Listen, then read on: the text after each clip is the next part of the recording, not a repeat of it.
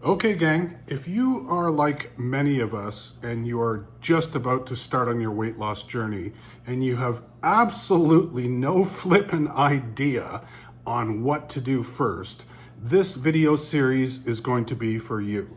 I am going to walk you through step by step exactly what you have to do to create a successful weight loss program. And what do I mean by successful weight loss program? Our goal, my goal as a weight loss and fitness nutrition coach, is not only to get you to the weight loss desired, but keep you there, teach you how to maintain and sustain that long term without being so militant that you hate your life.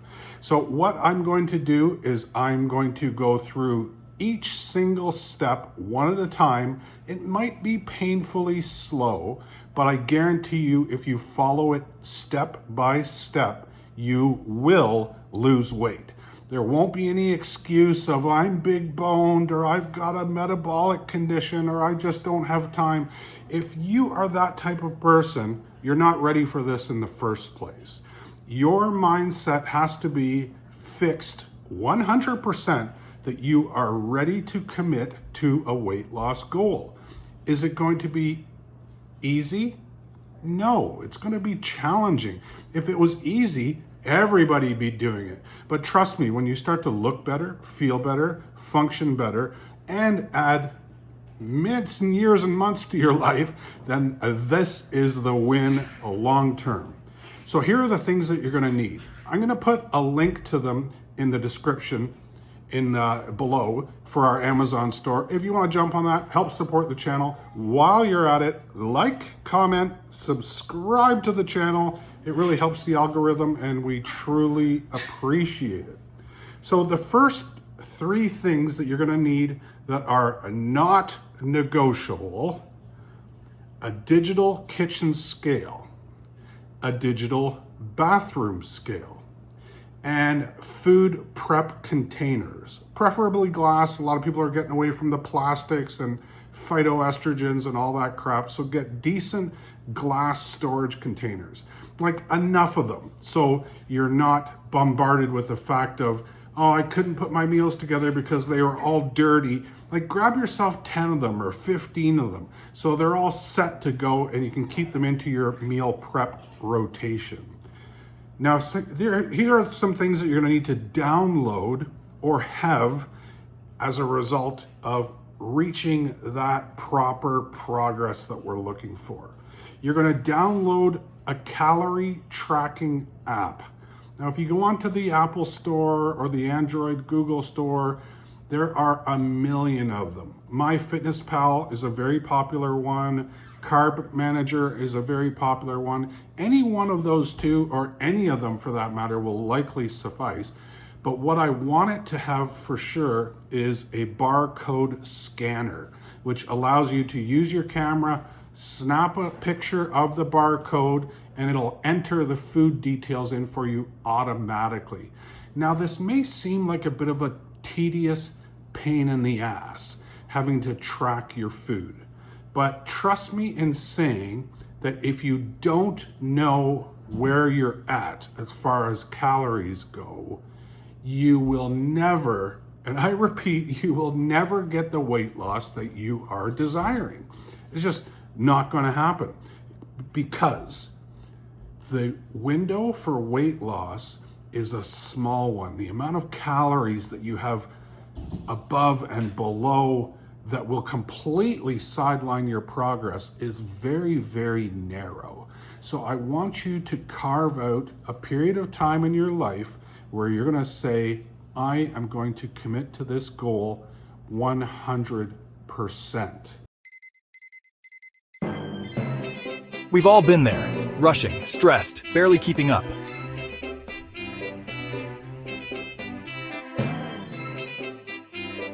But what if I told you there's a better way? It all starts with two simple priorities: exercise and food prep. The decision to change isn't easy, but it's worth it. It takes planning, commitment,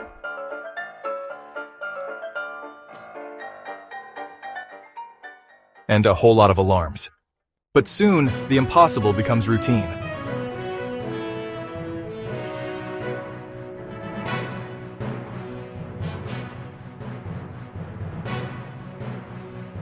When you prioritize your health, everything else falls into place.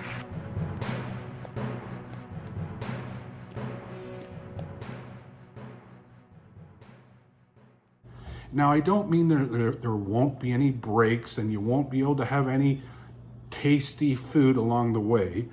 You will, but we will get there when we need to get there. First things, the scale, kitchen scale, food containers. Now, there are going to be some optional things that I'm going to recommend here that are going to make life so much easier as far as meal prep goes.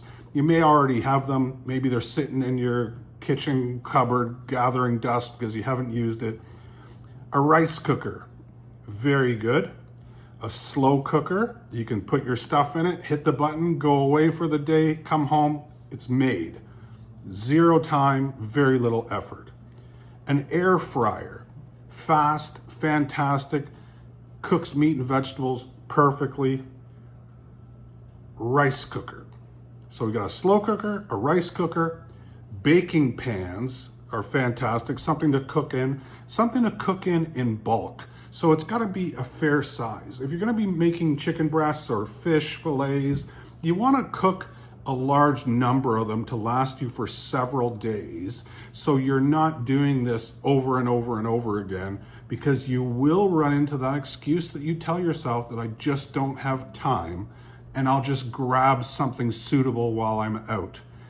Do not do that, because whatever you grab that you think is going to be suitable, I can almost guarantee you will not be suitable.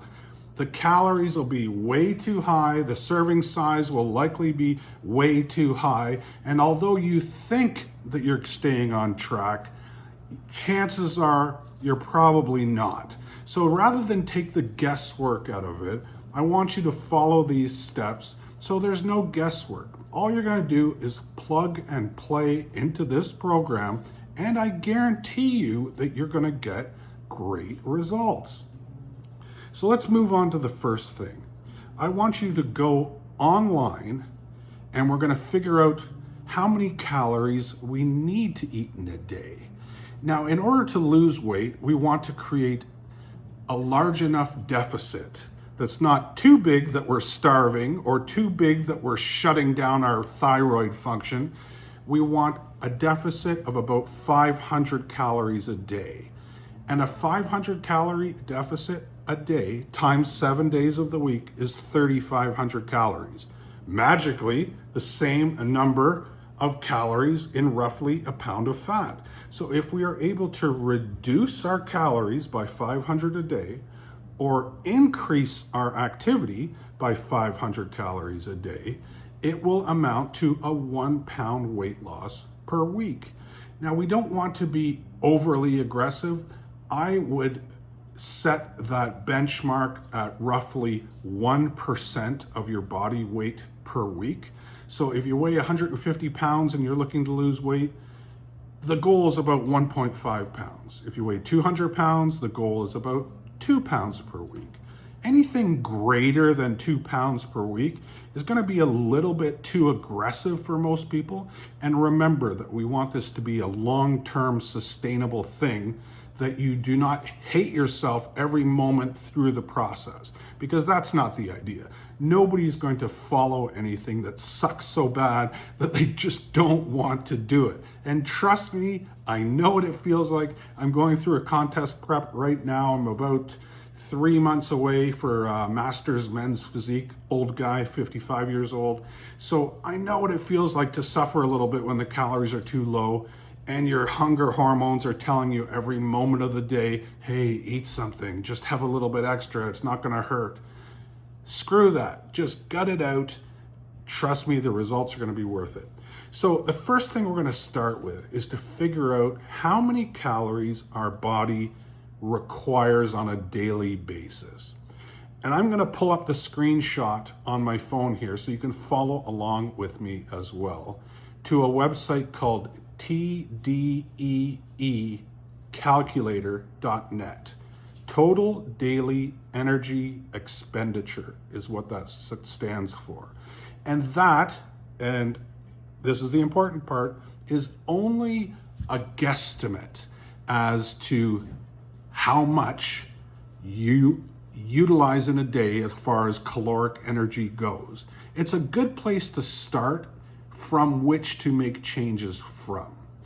And keep in mind that a diet program is never something that's static.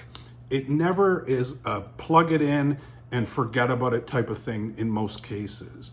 There needs to be adjustments made along the way to accommodate the changes in your body.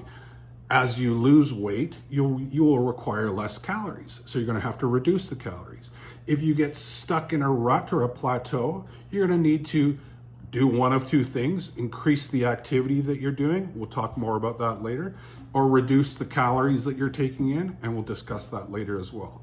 But our first step, our first plan of attack is to go to tdeecalculator.net and start filling out the information with regards to your height, age, weight, sex, and then it's going to ask you for how active you are. Now, if you're a person that works out fairly regularly, I would go with moderate. If you have the type of job that has you on your feet hustling around most hours of the day, then I would go with moderate as well. If you are a self-admitted couch potato, go with sedentary. And once you type that in, you will see what those calories are. And I'm going to take you over to that screenshot and we will walk you through that portion right now. Okay, here we are. We're going to pull up TDEE calculator and you'll see it pop right out. First one on the list, tdeecalculator.net. Learn how many calories you burn every day. You got the choice between the imperial or metric. So I'm going to punch in my age, 55 years young. My present weight, 248 pounds, 6 pounds, I think I put in there. What did I put in there? 248, 6'4". This is where you're choosing your activity level. I just put in sedentary, changed it to moderate. So there's light exercise, heavy exercise. Choose the one that you think fits you, has the option for body fat, and there we go. It has me at 3,195 calories as my maintenance level. Now that's the level at which you're not going to gain and you're not going to lose based on the amount of food you're consuming and the amount of activity that you're consuming. So roughly 3,200 calories says. And it even gives you the breakdown of how many grams of protein, fats, and carbohydrates with different types of diets. You can choose between a maintenance phase, cutting phase when you're losing weight, or a bulking phase when you're hoping to gain weight.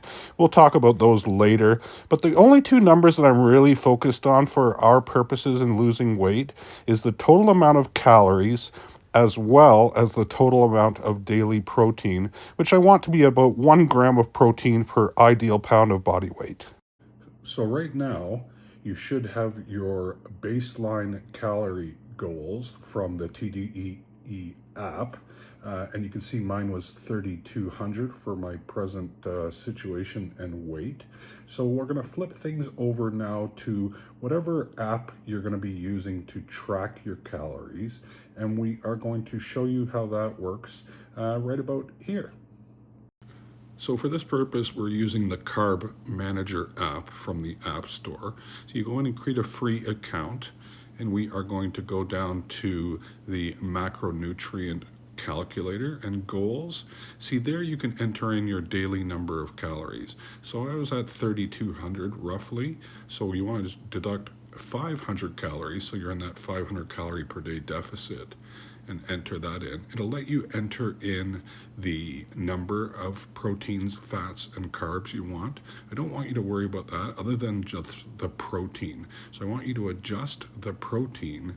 As you see, I dropped it down to 2,600 about, so I'm in that deficit. I want you to adjust the protein so you're at that 1 gram per ideal pound of body weight. There's a number of different diet styles that it will let you choose if you want to use keto or intermittent fasting or things like that. So once you start to track your foods, you can see meal 1, meal 2, meal 3, it's all laid out with a barcode scanner. So the idea is to track all of the foods that you are eating, keeping an eye on the goals. And you can see as you add them, a little wheel turns around to see how many calories you've already consumed and what you also have remaining for the day. Keep in mind to budget those calories out for the entire day. So right around the halfway point, you should be roughly around halfway done your calories for the day. And as you can see, you can add in your own custom foods, or you can just search in the search fields. I'm punching in bagel and then they pop up. So if you consume a bagel or half a bagel, you're gonna want to track the foods before you eat them, because you want to make sure they fit in with the plan. Again, we don't want to exceed the calories, and we want to make sure that we're coming very, very close to hitting that daily protein goal. So the two things that we're looking at are the proteins and the overall calories, and you're not going to exceed on the calories. Now, the next step that you're going to do is you're going to either download a step tracker app, but most phones these days have the ability to track your daily steps. I use an app called Steps. I'll put the link for all of these in the description below. So feel free to use a comment if there's some that you like better than others, just to give us all an understanding of which ones you use and why. And do the same thing with the calorie tracker as well. Let me know what type of app you're currently using and why you enjoy using it. I primarily favor two. Right now I'm using the Macro Factor app, which I absolutely love. It's a bit of an expensive app, mind you. So if you are budget conscious, I would suggest you either go with MyFitnessPal or the Carb Manager app. I'm just comfortable and familiar with both of them, and they're quite easy to use. So let's have a look at the Steps app that I have, and we'll talk about that. So on the Steps app, you can see it resides on your desktop. It's tracking your daily step count, and it allows you to set a goal. Mine's presently at 13,000. You can adjust it up and down, so you can keep an eye on it throughout the day to see how many you need. But I'm going to recommend that you start with 8,000 steps per day. Now that's non-negotiable. See how you can put it as a widget on your desktop, and away you go. Now, every morning, what I want you to do when you first wake up and do your bathroom thing is to jump on your scale, wearing no clothes, obviously, and not having eaten anything or drank anything. So that's going to be, a fairly accurate idea of what your weight is. And I use the Hume Body Pro scale, but there's a lot of them that you can get from Amazon, for quite a decent price. And what they do is they will log your weight and enter it into a lot of these apps automatically.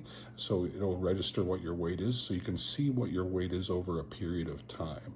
Now we'll talk about weighing in let's talk a little bit about it now. So some of the factors and why we want to do it every day is because we want to look at what the trend is of your weight over the week, not on any one particular day. So the people that weigh in once per day, like what if that were a higher day because you hadn't digested all your food, or perhaps your sodium intake or electrolyte balances are off and you're holding a little bit more extra water, or perhaps you've had a very heavy workout and there's some inflammation still in the body, which will obviously adjust your weight. And naturally, our body's going to fluctuate daily and throughout the day and from day to day. So what we do by doing it every single day is you're able to look at the trend over the week. And I know some of the apps will do that automatically for you. Macro Factor does that automatically. It'll show you what your trend weight is. And what that is just basically the average over the period of the week. And again, our goal is to have, not less than 1 pound. But if it's less than 1 pound, like, so be it. Progress is still progress no matter what, and it means you're heading in the right direction. It may just take you a little bit longer, but eventually you're going to get there. What you want to do, and everyone, you hear the word, I think I've plateaued. Well, 2, 3, 4, 5, even a week's worth of weight being in and around the same, I wouldn't consider that to be a plateau. You want to give yourself a good couple weeks from making any adjustments to see what impact, if any, that it's having on your weight. Keeping an eye on, just your weight is not a great idea either, because you want to have a look in the mirror, see how your clothes fit, because you could be recomping your body. And what I mean by that is changing the body percentage of fat to lean. So if you lose a pound of muscle and gain a pound of fat, or vice versa, the scale will obviously show the same, but you would be starting to look differently. So the scale by itself is not the only judge that we use. So just to recap, you should have your apps already downloaded. So what we were looking at is the calorie tracking app for one. You want to make sure that you have all your digital scales, your digital kitchen scale, your digital weigh scale. You want to make sure that you have your food prep items and any of the other items that I mentioned that would make life a little bit easier for you. So you got the calorie tracker app, you got your steps app, or if you have one of those wearable devices, those are amazing. I use an Apple Watch, but you can also use the Fitbit or the Garmin. There's a number of them. There's even little cheapy ones that you can get on Amazon for not too much money if you're still looking for a wearable tracking device for your steps. So again, we're going to set those steps at 8,000 to start. You're going to look at what your baseline maintenance calories are on your TDEE calculator that we did initially. You're going to subtract roughly 500 calories from that amount. And I want you to do that for at least 10 to 14 days. And look at what your weight trend is by weighing in every day after you've gone to the bathroom, no clothes on, no food or drink, and log your weight into an app and do the average over each week. And if it has not dropped by at least 1 pound over the course of 14 days, I want you to reduce your calories from wherever they're at. So you're going to go into your calorie tracking app and reduce them by roughly 10%. So if you're at 2,500 calories and your weight hadn't dropped by a pound in 2 weeks, I want you to drop it by 10%, so 250 calories, and that's going to take things down to 2,250 calories.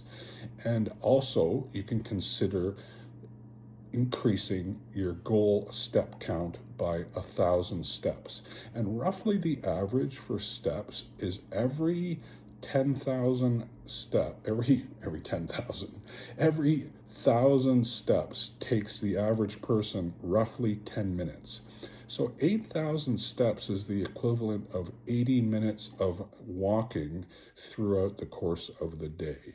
And why do we use steps and not just an amount of cardio? And it's great if you're going to the gym and doing cardio. I consider that to be a bonus, but here's what it doesn't measure. It doesn't measure the amount of activity that you're burning throughout the rest of the day. Yeah, perhaps you were great and you went to the gym and you busted 45 minutes on the step mill or the treadmill or whatever it was. But what if you just lounged around for the rest of the day and didn't really burn any additional calories? So, that's going to think that, hey, I've worked out, but I'm tired, I want to rest. But your step count will always show your typical activity throughout the entire day. And that's why we rely on the step count and not just a cardio value. It's a little bit more of an accurate representation of how much you're moving around throughout the day. And that's why I love having those wearable devices, because they kind of keep you accountable to getting your ass off the couch. And despite the fact that you may have already, exercised with weights or did cardio at the gym. So that's going to be a wrap for this one. If you guys have any questions, put them in the comments. On our next video, I'm going to discuss how to actually put the diet together as far as food choices or what have you. So right now you should know what your calories are. You should know what your step count is going to be composed of, which is going to be 8,000. And that's going to be our goal for the next 10 to 14 days. And then we're going to get a little bit more dialed in. So thanks again for watching. Please consider liking, commenting, and subscribing. And we sure do appreciate it. Cheers and good luck to you.